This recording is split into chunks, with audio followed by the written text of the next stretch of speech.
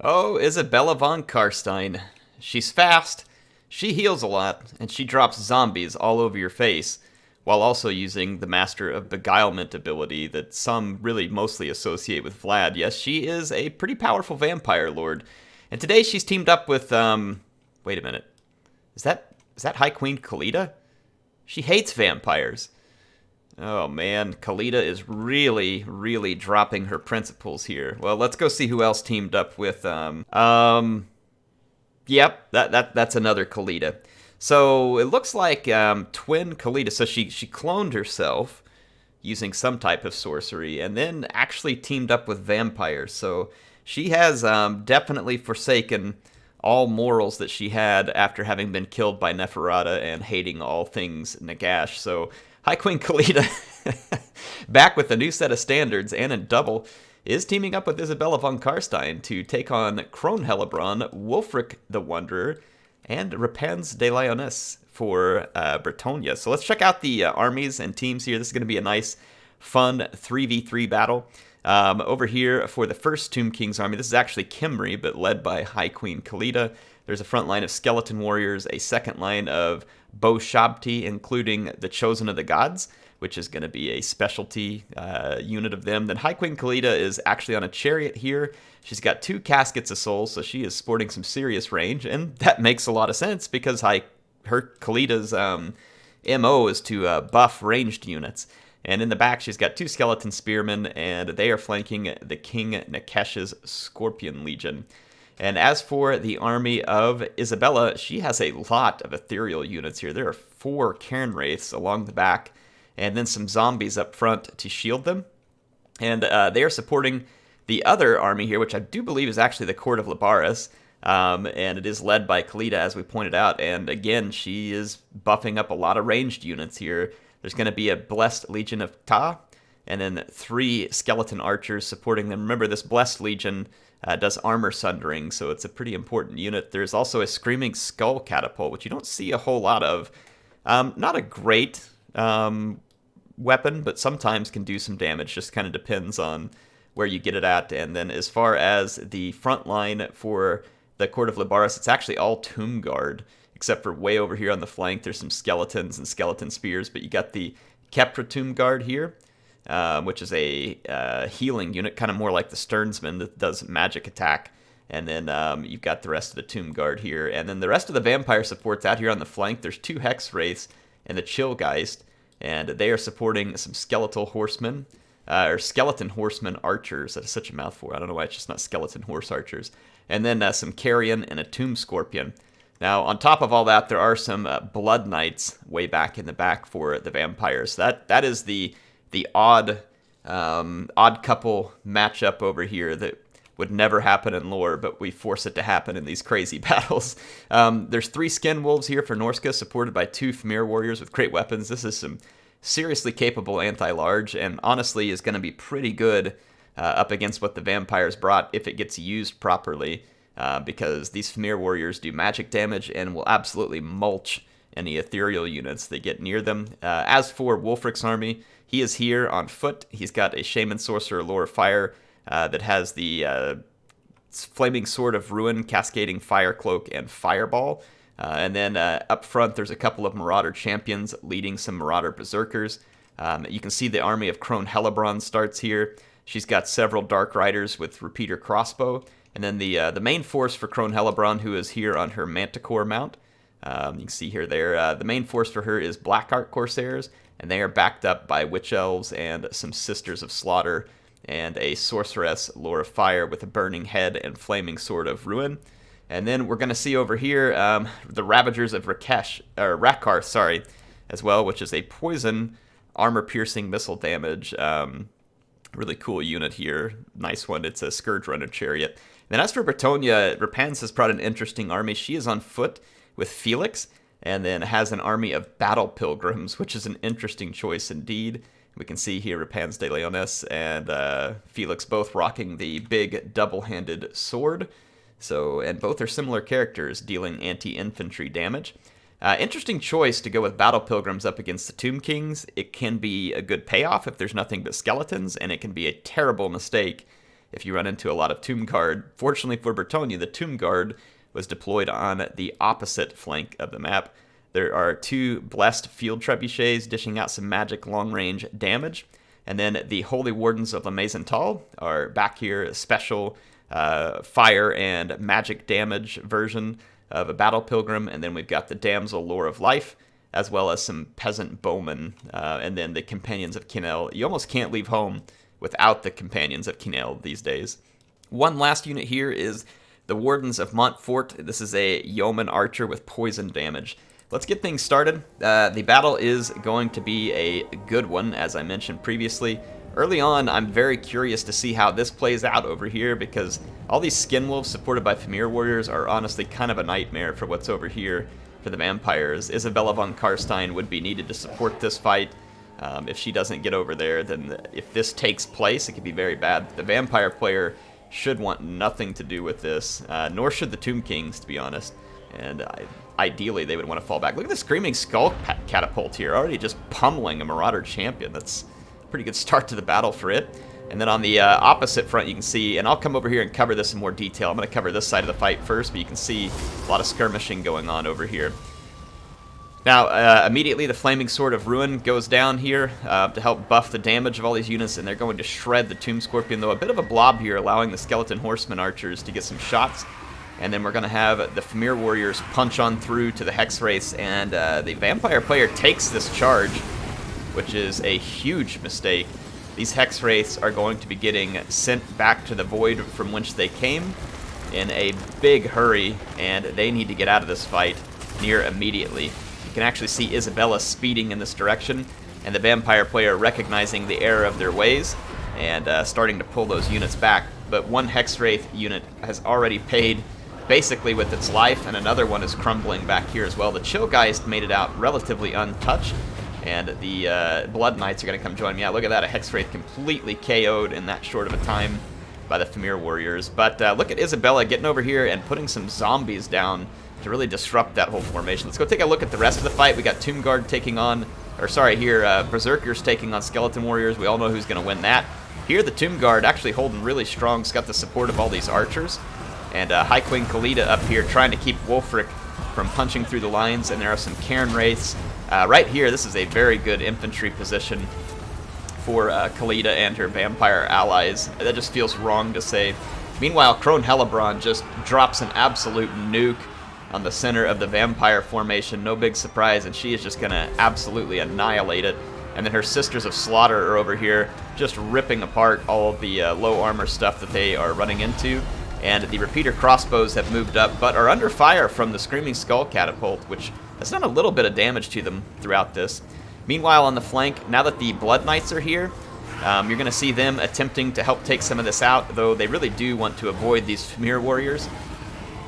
Despite not being ethereal, the Blood Knights aren't going to want that. Look at the brilliant summons here on the part of the Isabella player, really keeping these units away from her expensive cavalry. Took losses early, but doing her job to protect those units now. Meanwhile, a couple of the Skin Wolves split off and made a gambit to come get Khalida's archers, the Court of Labaris Khalida, I should say. And then the Marauder Berserkers are going to come try to help out in the infantry fight, in which Wulfric has gotten absolutely crushed in this infantry fight. I don't know if Khalida survived either. It looks like she did not. So a pretty Pyrrhic fight over here, and it hasn't gone great for the Norskin forces.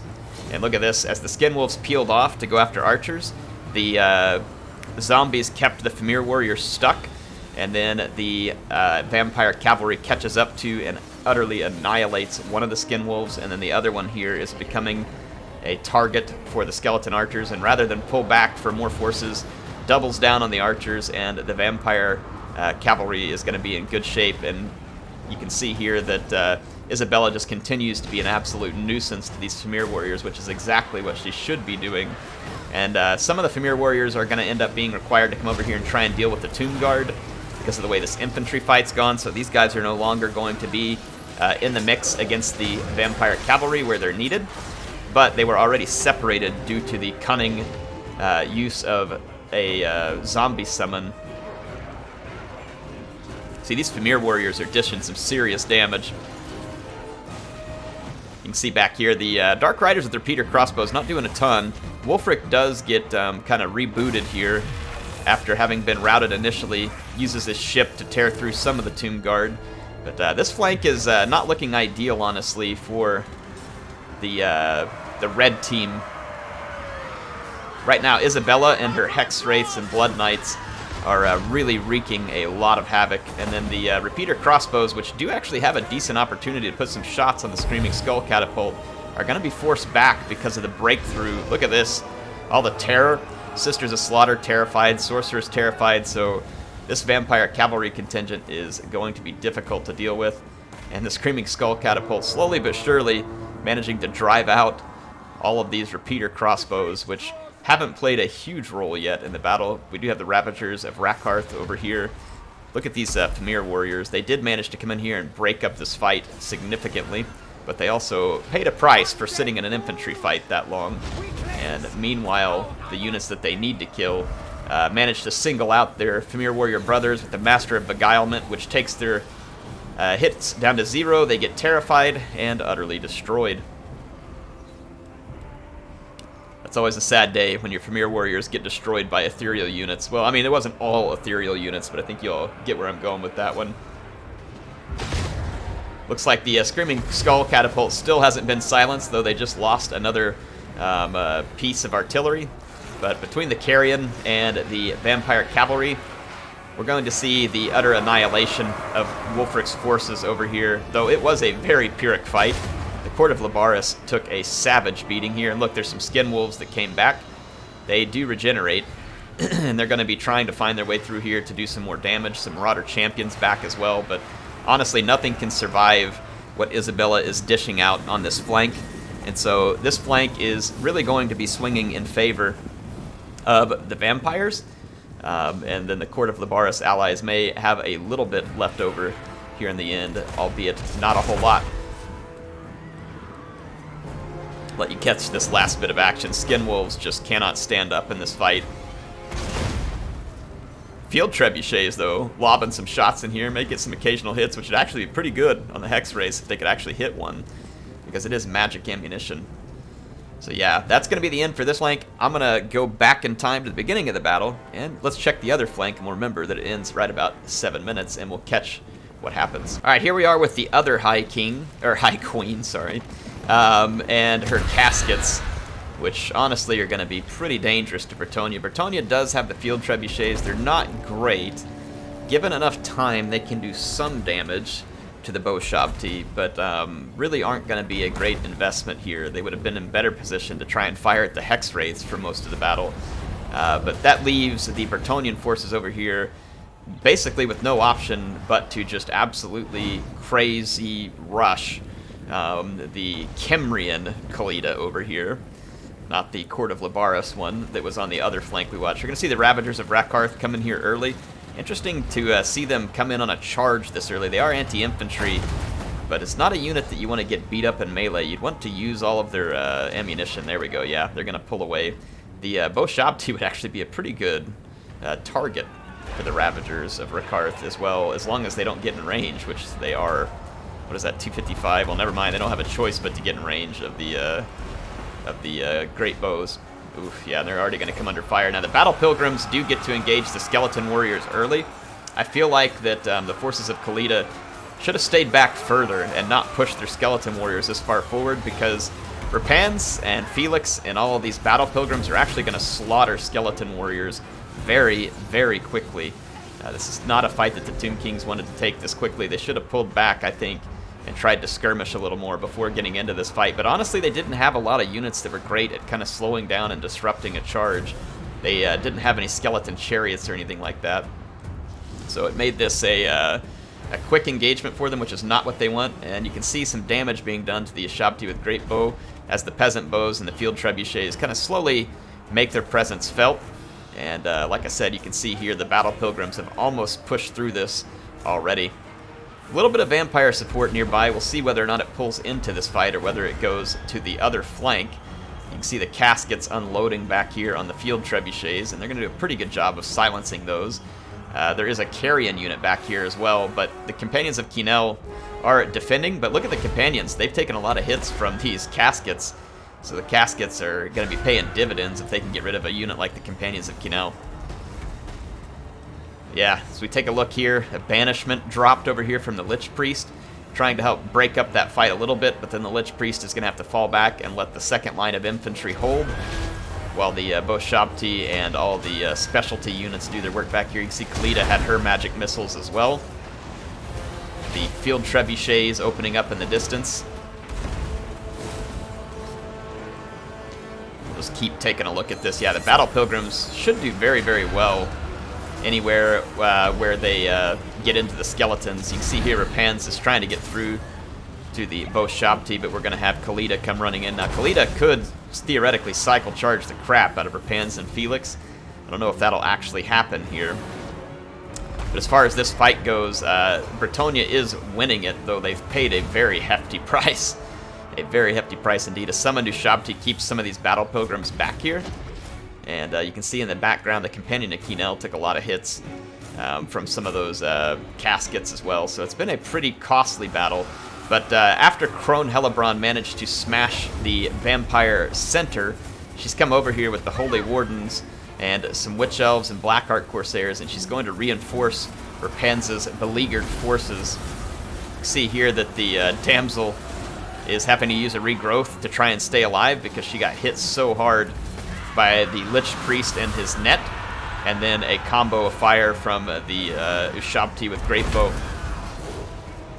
Crone Hellebron, though, is going to come in here like a wrecking ball and really kind of paint the town red, if you will, with the rest of Khalida's forces. I guess she has to do her little red mist thing here because she can't paint the town red with blood because Tomb Kings don't have any blood. That's probably really frustrating for Crone Hellebron because she really likes the blood voyages, and when you're just killing a dry skeleton, there's no blood. Holy Wardens are such a cool looking unit. CA did such a good job with them. Awesome unit there with the flaming sword in one hand and the hammer in the other. Gotta absolutely love it. Now, the Crone did come in here and mess up this fight, but speaking of messed up, she done messed up. She's rampaging now because of Witch Brew, and she's got the focus of all three Ushabti with Great Bow. And although she does manage to get in here, finish off the caskets, which gets one last devastating shot at near point-blank range on her infantry, she will be able to avenge that, get rid of them, and then Bretonnia and Crone Hellebron will come out victorious on this side against the Kimrian Khalida and her skeleton forces along with her ranged units. You can see that some of the infantry are going to push the Great Bows, but there's really no way they can catch the Great Bows, so the Companion of Kinel are going to go flying in that direction to try and help out, and at this point Crone Hellebron is well and truly finished. She's going to take a final volley here. She's already routing. Gets hit with magic missiles from the Lich Priest, and she is out. So Shim's Burning Gaze was the end of Crone Hellebron. Meanwhile, the Companions of Kinel do catch up to the Ushabti with Great Bow, and this is not going to be a good time for the Ushabti. We're still about a minute short of where we left off on the other flank, so we'll continue here and see what all they're able to do. So it looks like so far a little bit of infantry left from the forces of Crone Hellebron, a pretty healthy Felix and Rapans, supported by a damsel who has healed herself, but had to use a lot of magic to do so in the process. Earthblood is replenishing the companions, but they did get netted. One last net of Amontok from that Lich Priest who is making himself difficult to catch. And you can see the Ushabti with Great Bow trying to get some shots off, though they're a little slow to do so. The Lich Priest is going to sacrifice himself in order to give the bows shots, but the companions aren't having that. They're going to turn and charge, and they should pretty quickly shut down these Great Bows and the Lich Priest if he sticks around for very long. You can see now that Bretonnia at this point, having been victorious, starts to push its archers over, and this is about the same time. We're about 20 seconds behind where we left off the other one. They try to come down here and pressure the archers of the Court of Libaris, but they're just going to get swamped by Carrion and really mowed down, so they weren't supported here and definitely should have kept their distance. The Battle Pilgrims are particularly vulnerable to archers. Now, sure, they would be good in melee against the archers, but without the support to really pin them down, they're going to end up getting overwhelmed here. And here comes the skeleton horse archers as well. pushing in, and the Holy Wardens get overwhelmed, and some remaining Battle Pilgrims here are a little bit too far ahead of themselves. You can see some Skeleton Archers back here just letting them have it. Meanwhile, the Screaming Skull Catapult is still alive somehow. It has 92 kills and just continues to fire at anything it can fire at. It did drive the Dark Riders off previously, but the Dark Riders have come back. This could be a big play here if they're played right. They're going to have to be very careful. Isabella's very fast. She can do summons. And the Chillgeist has a slowing aura, so these repeater crossbows, yeah, firing at the Blood Knights is probably a good call. Isabella herself will heal too much. There's really no point, and then the Ethereal Hex Wraiths aren't really a good target either. I feel like these Field Trebuchets should definitely be firing at the Chillgeist. They are. That's a good target for them. If they can hit it and do any damage to it before they die, and their death does seem imminent at this point, then it would be well for them. So the archers of the Labaris Khalida are caught now, and there is support here from the remnants of Crone Hellebaan's troops. But look at this. The Companions of Kinnell don't get into the archers that have ammo. They instead get caught up in the Blessed Legion. And these archers unload and get some last amazing value for their efforts by taking out a bunch of Companions of Kinnell. And the Field Trebuchets are silenced by the Ethereal Cavalry they were targeting. They had no protection. And the Dark Riders are not going to be able to last forever out here on their own. They're going to need to get back. They're doing a little bit of damage to the Blood Knights, nothing significant. So at this point, there's going to be a huge problem for the Bretonnians and the Dark Elves. They're going to have to deal with a bunch of terror-inducing Ethereal Cavalry, and they don't have any magic damage left. Unless, well, actually, I think there is like a bound explosion on her pans, and that's about the only thing they're going to have. See a little bit of healing coming in here. Just, again, still trying to mop up archers. Isabella is almost untouched. She's barely had to heal off anything. She's taken almost no damage. And right here, the riders got too close and ended up getting shattered. So now there's no ranged missile support either. Screaming Skull Catapult is finally finished. It's got nothing left. I actually don't know what destroyed the artillery piece. I don't know if it was the crumbling because of nearby units or what. That was interesting.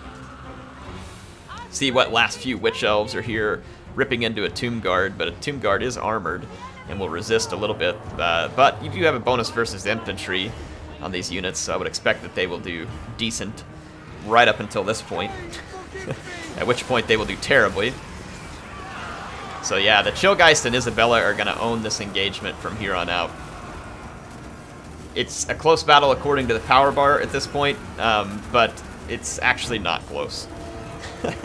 It is and it isn't, is what I should say. It's close because the power bar is here, but in reality, there's just nothing here to really hurt these Hex Wraiths. You can see Rapans did use her explosion ability, did cause some damage to one Hex Wraith unit, but you've still got a very healthy Chillgeist and a Blood Knight here. And the Blood Knight is just going to be a tough-as-nails unit this late into the game. 110 armor, 43 melee defense, 78 charge. Yeah, it's going to be painful. And now Terror becomes a real big problem for what's left. Despite the strength of Felix Rapans, Terror is a real problem for all of these units except for Rapans. She's the only one that's going to be immune to psychology here. The rest of them are going to be quite vulnerable. I'm actually going to fast forward because there's a lot of fighting that's going to take place here and kind of an epic struggle to the finish. Obviously, the Bretonnian player is not going to be giving in. They're going to fight to the death. And Isabella wants to make them dead so that she can raise them again for part of her army. And I like how appropriately Isabella used 2 Khalidas as a shield, you know, really kind of adding insult to injury there since Khalida hates Nagash so much. She ends up being a meat shield for a vampire, even though she has no meat. A bone shield, we should call it. Yeah, look at the strength of Felix and her pans here. They've held out amazingly well. Really well, actually. But you can see the power bar starting to shift, and rightfully so. The zombies can tie everything down, and then the cavalry just does their thing. Felix gets terrorized, and Repens is not long for this world. Her questing days will soon be over. She's just totally overmatched here. I like how she uses her explosions, does everything she can to stay alive, and what ends up being a pretty close fight here. Honestly, early on, if things would have swung just a little bit to where the vampire player hadn't gotten their Hex Wraiths away from those Fimir warriors, this battle would flip and go in the opposite direction. It would have gone in favor of the other team. So the Hex Wraiths got engaged poorly early, but got pulled out and ended up being kind of the clutch force on this battlefield and really helping to seal the victory after having initially been kind of a folly. So kind of cool to see how things can turn like that. Really fun 3v3 battle here, so appreciate my 2% power. I'm Laladric. I'm Laladric, whatever. Yeah, or Orella Doria, Alexis, Psychotic Ranger, and Willow. Air can't pronounce stuff, so press F in chat for my ability to speak. So yeah, the first Khalida here, interesting army setup with the Tomb Guard. Held out a little longer. I love all of the skeleton archer support, though Khalida wasn't super near them the whole time. I don't know what all abilities she had. I forgot to look at that particular Khalida, so I don't know if she was actually buffing up the ranged component, but you would think she is, which is why they brought her. So make sure if you do use Khalida to buff up ranged units, you got to be able to remember you can probably only get 2, maybe 3 ranged units within that area if you're lucky. So you got to be pretty focused with it, but a good job nonetheless. The Screaming Skull Catapult getting some work done. Lost the Tomb Scorpion early, but did a good job holding out in an infantry fight and with the archers for a very long time. So I think a great job there by the Court of Labaris. The Kimrian Khalida just got overwhelmed. However, that said, some excellent work by the Boshabti and the Caskets. They did some tremendous damage. Now remember, the Caskets did some damage to the Companions of Kinel, which would have been a big risk for the Blood Knights in the end of that battle. So it's important that they did that damage. And then that last shot into the infantry was rather brutal as well. And then the Boshabti took down Crone Hellebrun and did a lot of damage to other key targets as well. So good job on their part. And then as for the vampire here, Orella Doria, blunder early with some of the Hex Wraiths, but then able to turn that around and turn them into the absolute clutch unit of the battle. Very nice support with Isabella von Karstein by dropping the summons in the way of the Fimir warriors. It's a very crafty way to get rid of a very dangerous unit that was pursuing him. Now, Crone Hellebrun absolutely smashed the little bit that was in the center, plowed through it, went on killing skeletons. Tons of kills for Hellebrun's army here. Overall, decent job. The Repeater Riders, the Dark Riders with Repeater Crossbow didn't end up doing too much in this match.